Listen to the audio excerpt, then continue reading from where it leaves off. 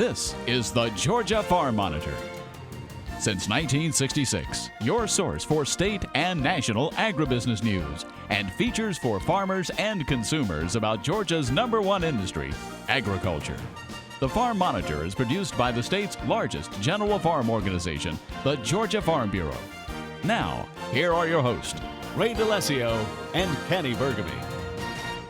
Music to our ears. Since 1966, your source for state and national agribusiness news and features. Stability and longevity, my friends. So glad you decided to join us for another edition of the Georgia Farm Monitor. I'm Ray DeLessio. 49 years without a repeat, Ray. For some, that would be tough, but not for us. Coming up on this program, see how this one-time UPS driver turned in his big brown truck for a tractor and is now running for the Swisher Sweets Sunbelt Expo Southeastern Farmer of the Year Award.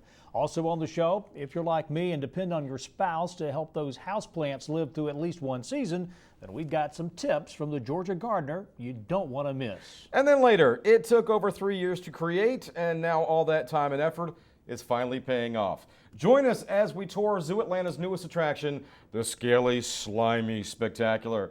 All this and more starting right now on the Georgia Farm Monitor. Of course, June is National Dairy Month, and as the public is encouraged to consume more milk and other healthy dairy products, the Monitor's Mark Wildman is highlighting an alternative way for farmers to produce milk. He visited one farm that is using a management strategy that is a new way to America, but very common in New Zealand. Here on one of Hart Agriculture's farms in Burke County, near Augusta, owner Richard Watson looks over a herd of cows that are being managed in a pasture-based dairy system. A traditional dairy operating in the U.S. keeps cows under roof with cool fans, water, and feed.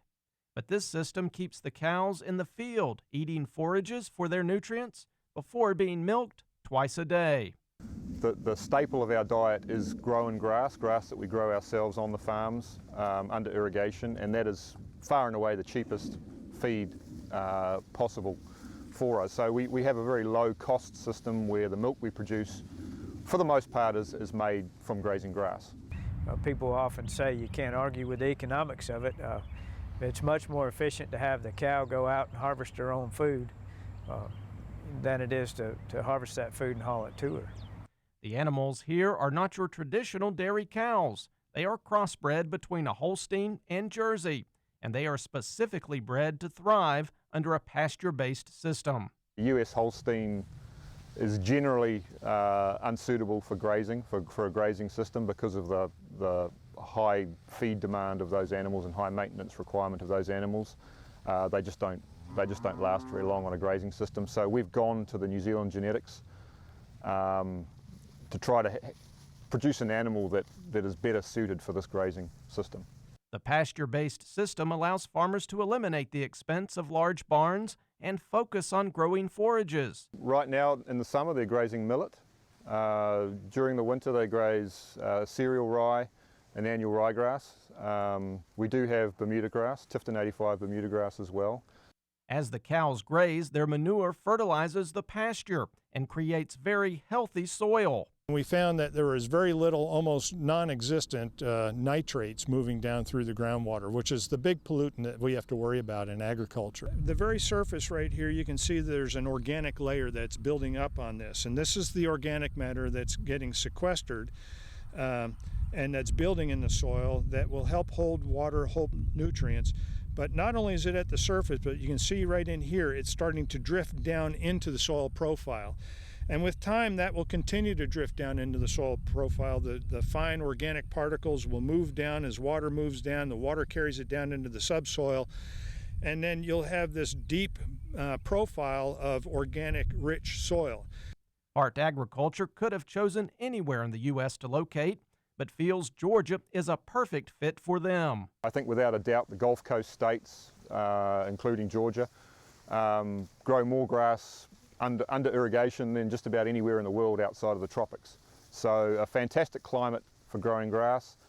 The rainfall, high rainfall, plus we have subterranean water resource that is just about unparalleled around the world. And we're also in the highest value fluid milk market in the world. Because of its lower cost of operation, the pasture-based system is seeing a rise in popularity. not only in Burke County, but all over the state. In 2005, when I first became interested in this type of system, there was one farm in Brooks County that had this type of system set up in the state, and they had 300 cows on that farm. And today, here we are 10 years later, we're somewhere between 17,000 and 24,000 cows on this type of system. We've lost count a little bit because it's growing so fast, it's hard for us to keep up with everybody that's coming in. Reporting from Burke County, I'm Mark Wildman for the Georgia Farm Monitor. All right, Mark, thank you so much. Speaking of Georgia dairy, the latest numbers are now in, and here's the way they stack up. Last year, there were an estimated 81,000 milk cows living on 230 dairy farms in Georgia. Total amount of milk produced in the state, 196 million gallons or 1.6 billion pounds of milk. Cash receipts for the sale of milk by dairy farmers, just shy of $451 million. Now, as for the top three milk producing counties of 2014, number one was Macon with 314.7 million pounds. Putnam checks in at number two with 134.5. Rounding out the top three is Burke with 110.3 million pounds. Meantime, some sad news from the dairy world. Blossom, the Illinois Holstein, who at 6 foot 4 inches was named by Guinness as the world's tallest cow, has died. The 13-year-old's owner discovered her down and unable to move in the pasture. The decision was then made to euthanize her. Blossom's owner, Pat Hansen, reportedly saying she wasn't sure what caused her beloved cow to go down. Despite her passing, though, Guinness says Blossom will still appear in the 2016 World Records book. Well, as we mentioned earlier, it of course is Dairy Month. It's also wheat cutting time in Georgia as farmers are hard at work harvesting their fields. One local business using that fresh wheat to produce delicious and healthy baking products. Damon Jones has that story. While it might not be one of the most produced crops in the state, more than 300,000 acres of wheat was planted this past year. And one family in Cochran is taking that wheat from the fields right to the shelves. Welcome to Back to the Basics 101, where Ginger Butts is producing the freshest wheat flour you can buy. So my husband grows the wheat, and I take the wheat after he's cleaned it and bagged it. Then I take the wheat berries and I go into the mill house and pour the berries in there, flip the switch, and it grinds between two stones and have stone ground whole wheat flour. This business started 3 years ago when the nutrition director for the Bleckley County school system contacted her to see if she wanted to participate in the Feed My School for a Week program. From there, Butts' product expanded into other schools, giving the children a healthier option. Because I know that whatever has a shelf life is void of nutrients, and I know that when you mill wheat into flour, there's 35 to 40 nutrients that our bodies need, and these children may not be getting any kind of nutrients otherwise, so at least while they're at school, getting Georgia-grown, fresh milled flour, I know those babies are getting good nutrition in them. Makes me happy. And now she's using that fresh flour to produce a full line of baking mixes.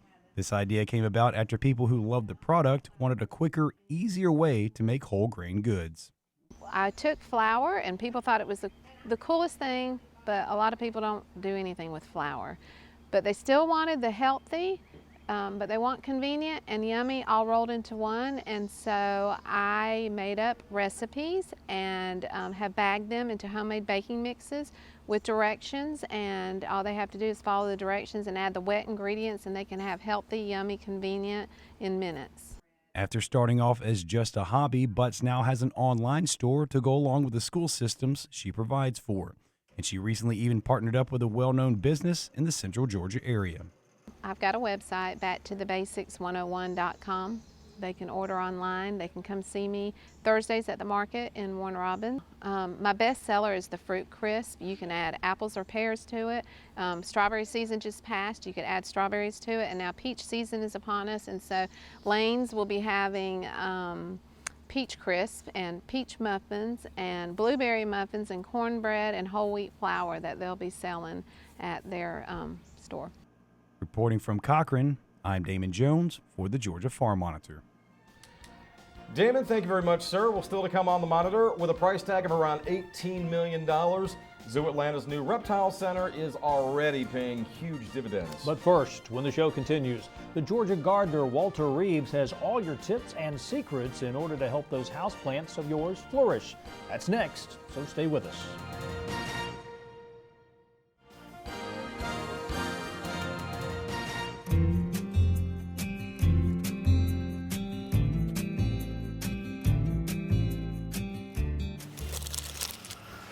And we're here at Daylily Hill at beautiful Gibbs Gardens in Ball Ground, Georgia, and we're going to talk about houseplants. You know how there's always somebody in the neighborhood who has the prettiest houseplants from everybody, some aunt or uncle that you have maybe who always has pretty plants, and they have these little tricks that they use, and you don't know what to do. Well, I'm going to share with you today 3 nice tricks for houseplant care so yours will look as nice as theirs. And all they take is an ice cube tray, some white cotton socks, and a coffee filter. These are tricks you need to know. So let's talk about what we have to do with the ice cube tray. One of the ways to water plants really effectively is using ice cubes. Yeah, that's exactly what I said, using ice cubes. So you get some water, make a little squirt of fertilizer into it. 5, 10, 20, 22, 23, 4, 5, 6, 7, 8, 9, 10. That's what it says on the label. And put that into an ice cube tray. And you'll notice that I have the front of the ice cube tray labeled danger. We do not want to use this for our iced tea because you're going to put it in the freezer. And after a couple of hours, of course, you're going to have ice cubes.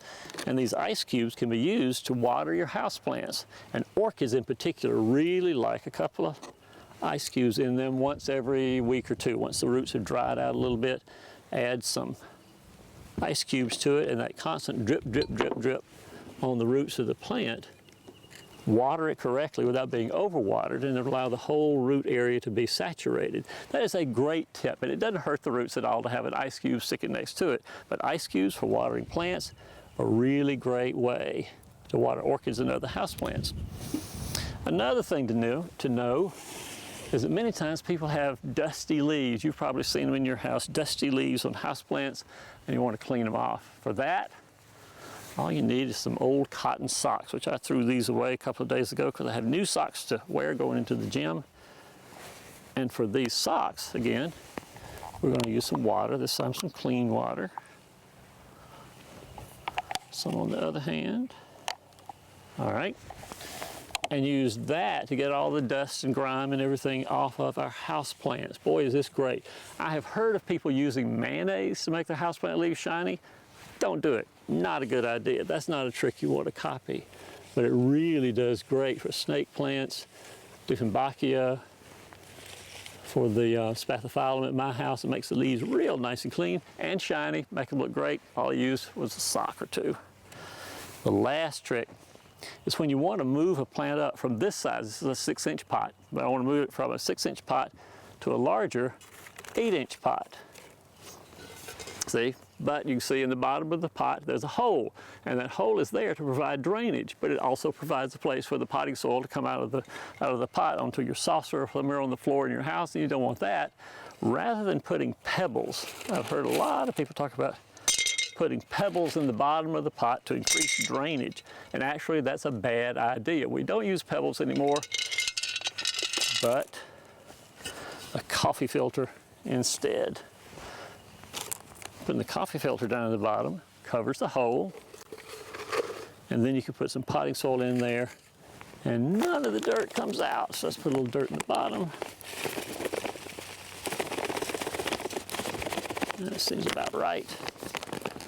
We take our houseplant out of its pot, check out the root system, make sure it's not in bad shape. The roots look perfectly fine right here, nice brown, white roots in there. I'll put them in the pot. So the top of my little soil ball right here is just a ½ an inch or so lower than the rim of my pot. It's still a little bit low in there. So let's put some more potting soil in. The reason we're moving this one up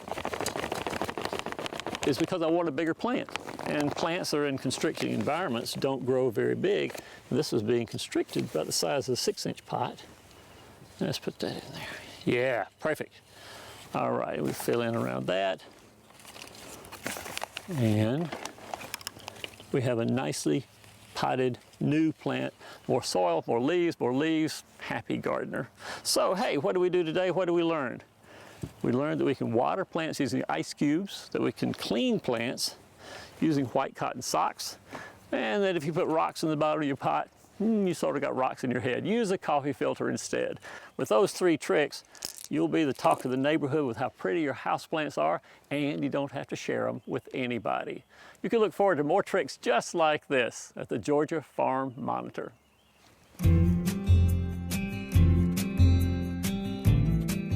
Well, before you know it, another Sunbelt Expo will be upon us. Now this year, beef, poultry, and hay producer James Lyles of Catoosa County will represent Georgia in the 26th annual Swisher Sweets Southeastern Farmer of the Year Award. After a rainy day visit to his North Georgia farm recently, we learned the one thing that keeps Lyles farming is tradition. Dry Creek Farm on the edge of the Chattahoochee National Forest, just 10 miles from the Georgia-Tennessee line, is where you'll find James Lyles, the 2015 Georgia Farmer of the Year. The chicken houses are probably year-round, take most of our time. It's the biggest portion of our income, so it gets first priority usually on everything. The cows we calve in January and February, so they get a lot of our attention in the wintertime. And during the summertime, of course, when it's hay time, we're taking up hay. So in the summertime, we spend a lot of our time in the hay fields.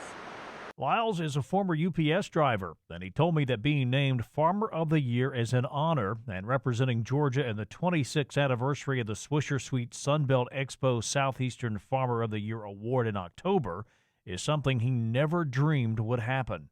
It is. It's a lot. It's very surprising. It seems like we're a pretty small farm, and we're just trying to have fun making a living at it and raise our kids.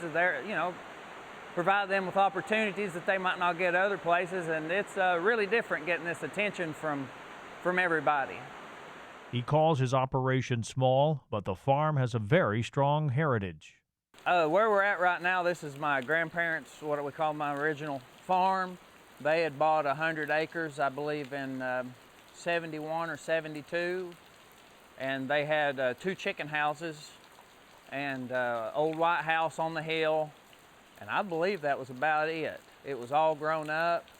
The 2 chicken houses that they had is where we're standing right now. We've tore those down to build these hay barn, but after a couple of years, they decided to build 2 more chicken houses.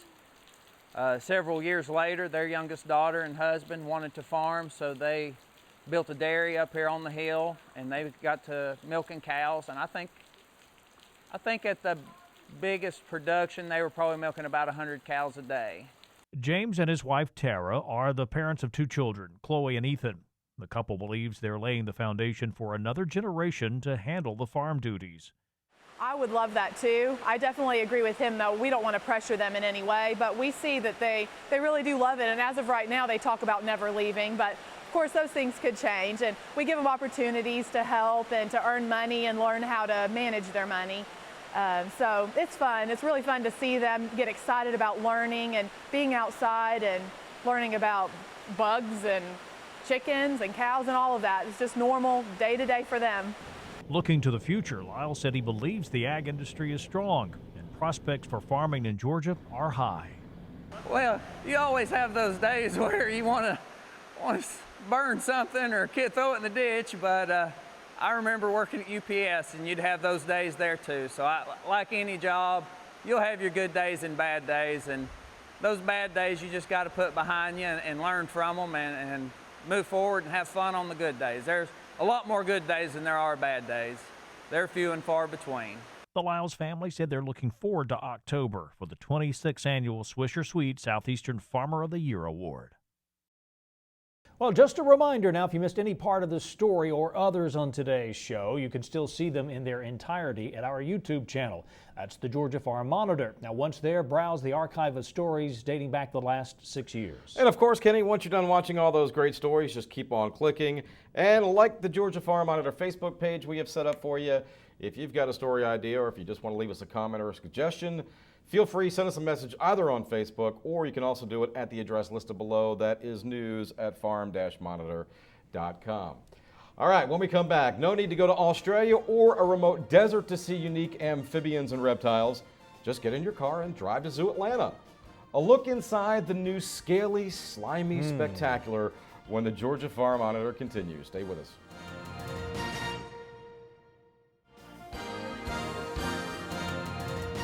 Well, finally today, Ray, here's a great question for you. If given the opportunity, how would you spend $18 million? I would give half of it to you. Thank you very much. Not. Well, for years, Zoo Atlanta had been talking about wanting to upgrade their aging reptile center. Then after months of planning, they got to put their money where their mouth is. $18 million later, voila, the brand new Scaly Slimy Spectacular, which opened for business this past April, and yet in just a short amount of time, it is already getting rave reviews. And why not? I mean, just look at this place. 14,000 square feet, showcasing 100 different animals from 70 different species. The 45-foot custom dome specifically designed to keep birds from flying into the glass. When you first walk in, there's 60,000 gallons of water, highlighted by a waterfall showering not one, but 4 American alligators. Again, all this within the first few feet of the exhibit. Our original reptile house was built in the early 60s, and so it's coming on to 50 years old. It's about 51 years old, I guess, 51 or 52 years old. It was the oldest building that was still used for its original purpose at the zoo. So its lifespan was over. We're accredited by the American Zoological Association, and that basically set standards for zoos, and our building was getting to the point where it was difficult to maintain that standard. Throughout its history, reptiles, herpetology, and amphibians have always been one of Zoo Atlanta's centers of excellence, meaning plenty of research and collaborations with Georgia colleges and universities. So naturally, when it came time to plan out a new facility, Bradlock and the developers paid very special attention to every single detail. The biggest thing we wanted was a more natural and easy flow to the building. So our original building was just a big rectangle basically, and there was no directionality to it. So we wanted directionality to it, and then we wanted more of a museum quality look to part of the building. So if you go into the gallery, we call it, once you get through the desert and the big dome area that you see back here, then you get into a darker area where the exhibits themselves are kind of like lit up paintings. So you would look at that more of a museum look to it. The new exhibits specifically designed to allow guests to view the true beauty of the animals in an environment nearly identical to that of their true habitat. In fact, each exhibit was designed by an artist. As for the signage, that's all digital now, meaning guests can pull up much more information on that particular exhibit. But I think it was about 3.5 years of sitting down, designing, and then actually going through the construction. Construction was approximately, I think, 18 to 20 months. It's pretty interesting. I mean, I think if you've ever been involved with any kind of construction, especially if you haven't been, you say, what's going on? There's big trucks here, there's big things getting dug, and there's nothing happening because all of it's underground. So the footings and the plumbing and the drains and all that kind of stuff takes a long time and nothing's getting done. And then all of a sudden you get to the point where it's like, whoa, what happened? All of a sudden walls are up and things are up, and I need to be here all the time because I got to make sure that this is right. But things are happening so quickly all of a sudden. But it's really not that way. It's just that's the way it's been always, but things are underground for the most part. So it's very interesting how fast things can go. It's amazing what these construction crews can do. All right, and by the way, discounts to Zoo Atlanta, one of the many perks of being a Georgia Farm Bureau member. Best of all, annual membership dues, only $25, and membership is open to everyone. Don't need to be a farmer or have insurance with us to join Farm Bureau. For more information on other benefits and becoming a Georgia Farm Bureau member, just log on to gfb.org, head on over to the membership section. Yeah, pretty neat place. Really enjoyed myself. Well, that's going to do it for this week's edition of the Georgia Farm Monitor. Here's a reminder, for all the latest ag info regarding food, great recipes, and what's happening down on the farm, check out our Twitter, Facebook, and Pinterest pages. You'll stay informed and see what's up in the world of farming and the Farm Monitor Show. Take care, everybody. We will see you next week right here on the Georgia Farm Monitor. As always, have a great week.